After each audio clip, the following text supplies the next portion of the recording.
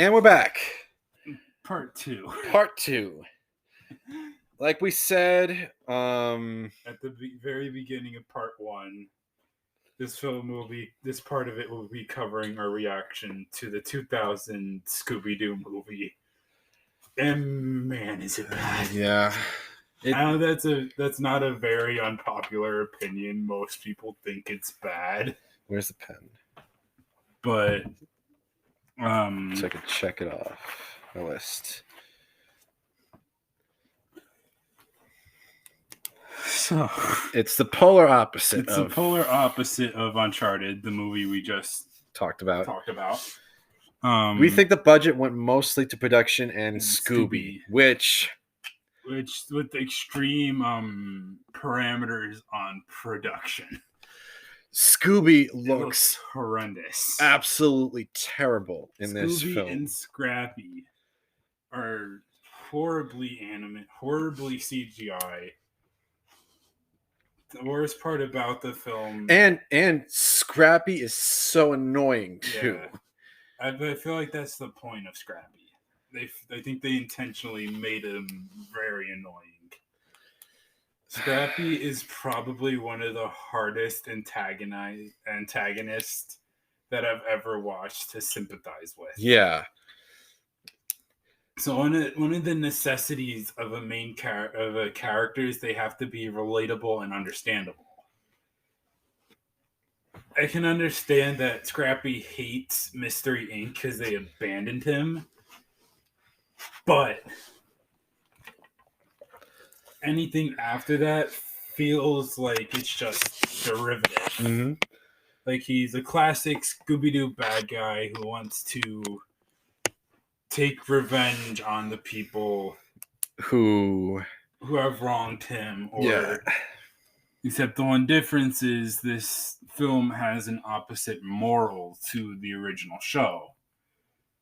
The original show running from late 90s, it ran in the late 90s, or late 1960s to late 1970s, was that there were no unnormal actions, that everything had a logical, conclusive answer. And this just blows the mark. Yeah, it just turns into like a generic mystery with supernatural elements that completely ignores the point of the original, aside from the fact that it attempts to make things logical and understandable. It throws that all out the window. And it's not entirely the premise's fault. The premise actually has some pretty good ideas, but mostly gets thrown out. Yeah, it doesn't live up to its ideas. So let's talk about the opening.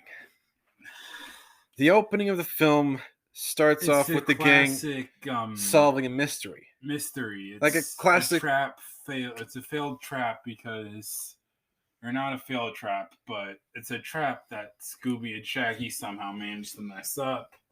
Daphne gets captured. Velma is left out of the spotlight, and Fred takes the glory. Yeah, so I was like, oh, the movie's over? But it just started. And then there's this massive first act breakup scene. They just solved a mystery that could have been like a regular Scooby-Doo episode. Or Scooby-Doo movie, even.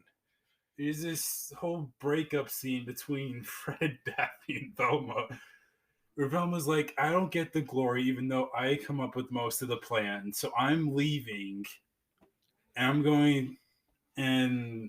I'm going to solve mysteries on my own and become more popular than any of you could ever be. Daphne leaves to not become someone that isn't constantly in danger. She becomes a black belt in karate, which is fine. And Fred's just Fred. Fred leaves because he's an idiot. And because he writes a book somehow. Yeah. And that just leaves Scooby and Shaggy, who go on to be Stoners, millennials, hippies, living out of the trunk of their van, like eating all the food that they can. One positive I will give the film is the characters are pretty close to the original. Then the actors aren't bad actors. They're just especially Shaggy. Shaggy, they kind of hit the mark on the head. Shaggy and Scooby's relationship is probably the best part of the film and the only saving grace for it. Yeah. Because Scooby alone, it's very hard to even pretend that he's there. Because, like we said earlier, it feels like most of the production budget went to the backgrounds. Yeah, and to the sets. The sets look great. The sets look good. They look like they're meant to be Scooby-Doo sets. It's just that what's in front of the sets doesn't look good. Bad.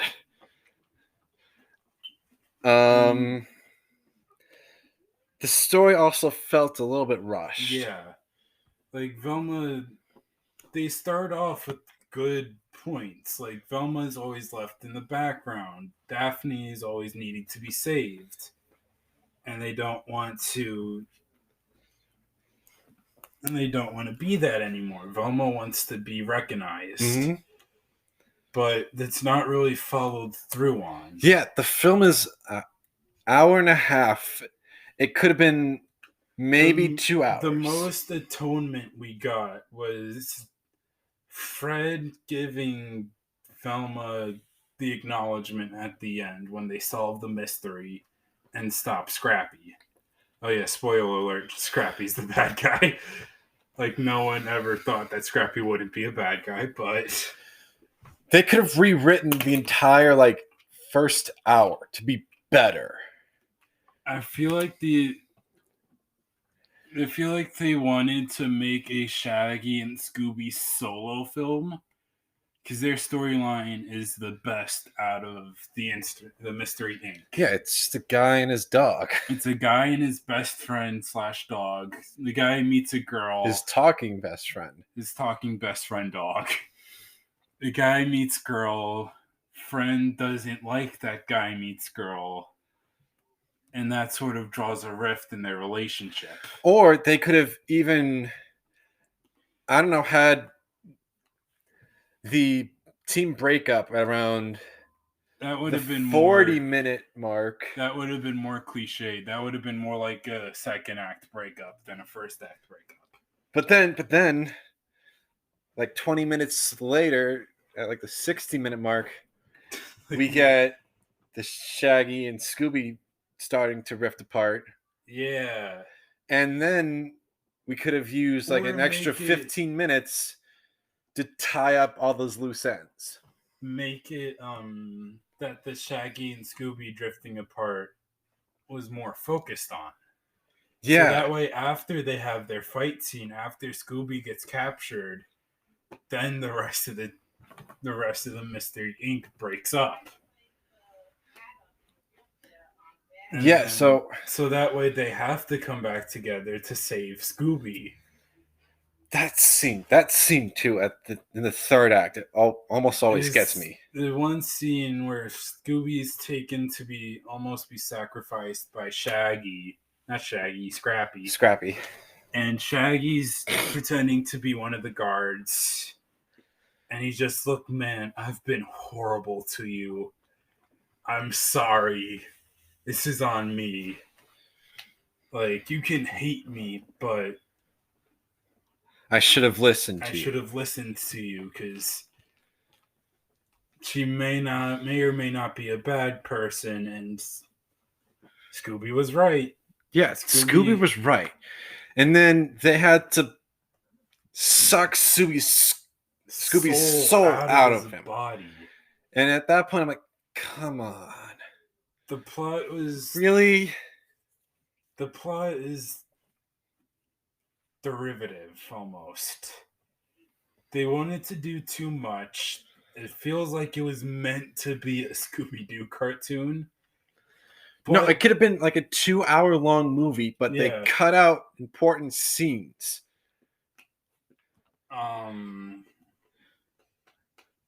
It feels like it was meant to be a cartoon. Like from the set alone, you get that feeling. Like, this is very cartoony. Scooby is animated like he's animated in the show. Mm-hmm. There's a lot of chase scenes that are honestly really funny. Like when we first meet the demons at the park and they're running through the mess hall and they have like that classic shot of everyone running of Shaggy and Scooby running through the halls. Even that could have been at the hour run out long the other. mark.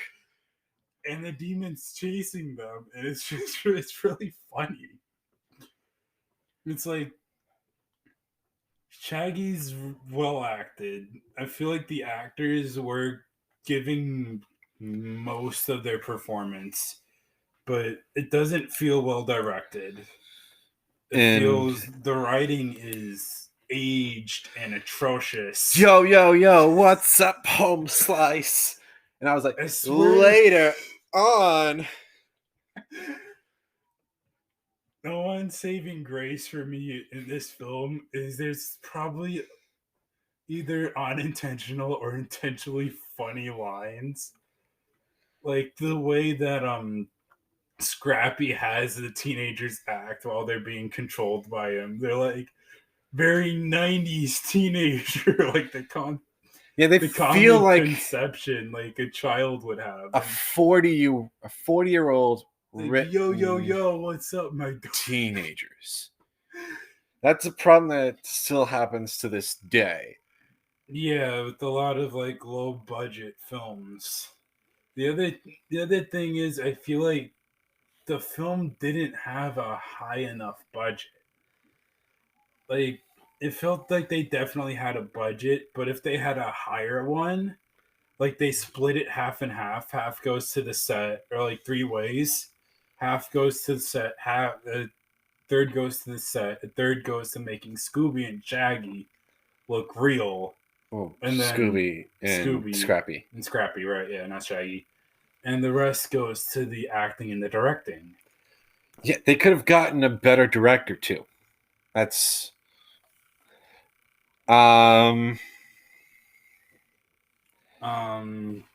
it's just bad. Because of like the first act breakup, it makes it feel more derivative and forced when they all meet at the airport.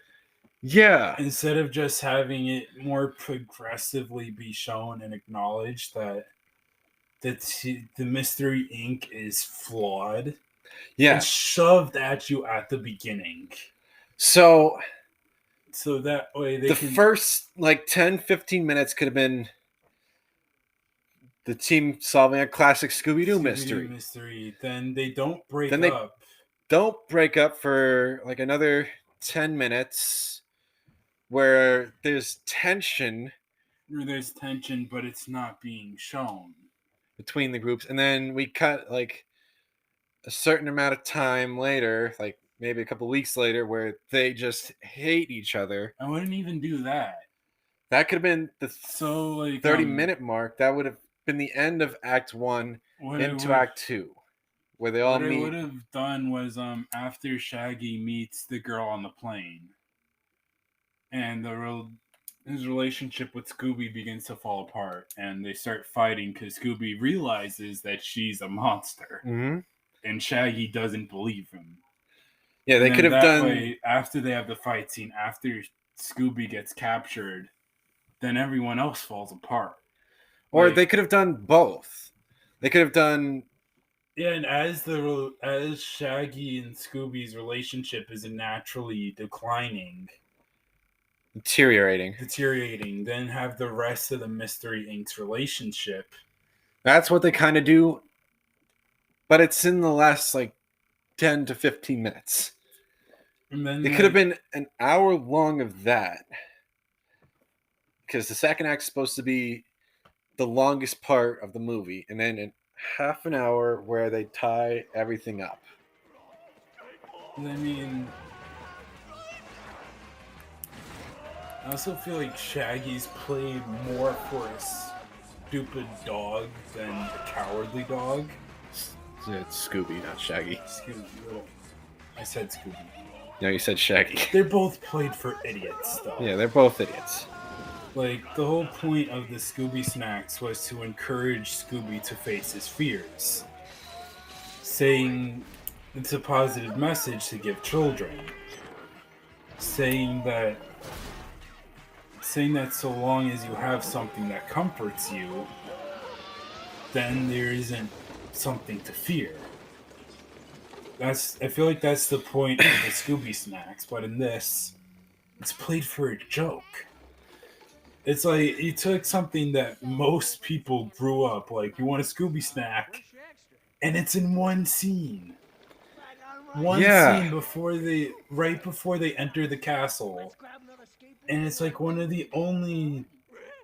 it's one of the most remembered lines from the original show. And they do except for Scooby-Doo, where are you? And they do that twice in this film. And it's annoying.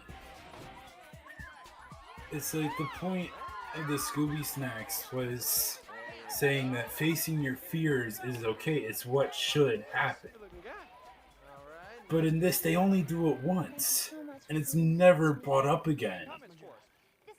And she only does it, and Daphne only gives the snack to Scooby, not Shaggy, who's also known to be... they both love Scooby snacks. And then she's like, so you're just going to stand out here all alone, huh? And Shaggy's like, no, I'm going to come with you. And it's dumb. It's like they had good intentions with where their characters started, but they couldn't follow through. Yeah. Like, the character arcs are extremely understandable. Like, Velma is the, Velma thinks that she's overlooked. Daphne's tired of needing to be saved. Shaggy is kind of an idiot. Who chases fame. Girls and fame. Shaggy chases Pamela Anderson in Fame. Shaggy and Scooby is who's a coward. He's a coward. And his best friend is a dog. And then Shaggy and Scooby But they're lovable idiots, those two. Wearing makeup. Their relationship and their growth in the film is the only saving grace for it. Yeah. Despite the fact that it has a terrible production on Scooby's part and Shaggy and Scrappy's part. Hold up. And there's the whole design. There's the whole idea of Scrappy. Like, he's played for annoying, and at that part they succeeded. He is grating in this film. I stated this before we started recording this half. I was like, the most needed part of a film is a villain, a film or a game, is a villain that's realistic, a villain that's understandable, and a villain that has a set moral code. And you see Scrappy pee on Daphne. He doesn't respect the Mystery Inc. He doesn't respect what they do, and he's just annoying. You can't feel bad for him when he gets when they abandoned him. Like, that's a scene that could have been played so much more seriously to such better effect. Like, that would have been the only humanizing aspect of him. And there's the fact that it has a huge supernatural presence, which the show is like, it's not supernatural. It's people based in reality. Revenge. Yet this one has monsters that are allergic to the sun walking around on an isolated island. Inhuman bodies. Inhuman bodies. So it's... They have to be in human bodies because they're allergic to the sun. Been said before about this movie, because this movie is bad and it's known to be bad, but there are certain aspects of it that are deserving of being recognized, like the fact that the relationship between Scooby and Shaggy is actually really well developed. Or real, not well developed, but realistic. Developed. The film is either intentionally really bad, it's funny, or unintentionally really bad, it's funny. It's a guilty pleasure, but there's some scenes where you can enjoy it, like the chase on the ATVs. That's pretty fun. The fight scene between Scooby and Shaggy at the beginning of the second act. That's okay. Like we said, stories are contained to 3-act structures. That's why films that are planned to be sequels usually don't have every question answered. It leaves development to the other films. Like, this film did not plan on a sequel, and it shows. Mm-hmm. And yet it has a sequel. And yet it has like 4 sequels. No, it has like 3. 1. There's the There was one. This is the theatrical run. Theatrical one. Then there was another there. There was like 2 released to Nickelodeon, and then there was one that was direct to DVD. The plot in the Scooby-Doo films are known to be bad. No one expects them to be good. But I mean, if you look at every great film in cinematic history, they have really good villains. Yeah. And a villain can be a saving grace for a film, and it doesn't have a lot of positive things about it. So what's your overall score? 3 out of 10. Mine's 2 out of 10. Yeah, we gave this one really, really low scores. I'm especially mad about that Scooby-Doo sacrifice scene. Like, our whole family is animal lovers. Yeah, we have a dog of our own. A dog and 2 cats. And yet, seeing Scooby have his soul pulled out. I feel like this is more relatable than... Because, like, what's happened. And I get that that's probably why the scene hurt so much, but still, the film could have played it better. Like, anyone that lost a dog or an animal in real life is gonna be hurt by this scene. Like, the dog that we grew up with died 7 years ago now. And this scene's just hard to watch. Because you're just looking at a lifeless dog. That has... It's weird.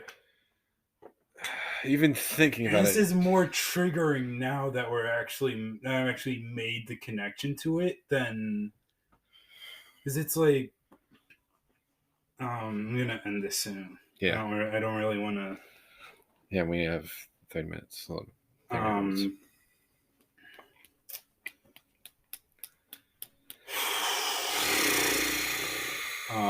I can't think of how to end it now.